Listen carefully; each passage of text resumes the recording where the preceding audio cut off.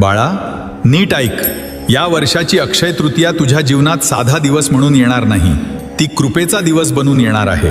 अनेक दिवसांची वाट संपली आहे, नशिबाचे दरवाजे उघडले आहेत आणि आता केवळ प्रगतीचा मार्ग आहे. मी सांगतो बाळा, या अक्षय तृतीयेला तुझ्या आयुष्यात मोठा बदल घडू शकतो.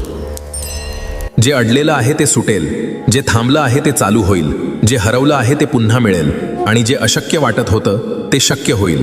पण एक गोष्ट लक्षात ठेव, लेकरा कृपा ओळखण्यासाठी श्रद्धा हवी आणि संधी पकडण्यासाठी जागरूकता हवी. फक्त एकदा मनापासून लिहितेन श्री स्वामी समर्थ, त्या नामात अशी शक्ती आहे की बंद दरवाजे उघडू शकतात. दुर्लक्ष करू नकोस. त्या दिवशी मन शुद्ध ठेव, नाम जप कर, दान कर, सत्कर्म कर आणि विश्वासाने माझं स्मरण कर. तुझ्या घरात शांती येईल, तुझ्या कामात गती येईल, तुझ्या मनात प्रकाश येईल. ही अक्षय तृतीया तुझ्यासाठी रिकामी जाणार नाही. भिऊ नकोस, मी सदैव तुझ्या पाठीशी आहे. तू कधीही मला हाक दे, मी येईल.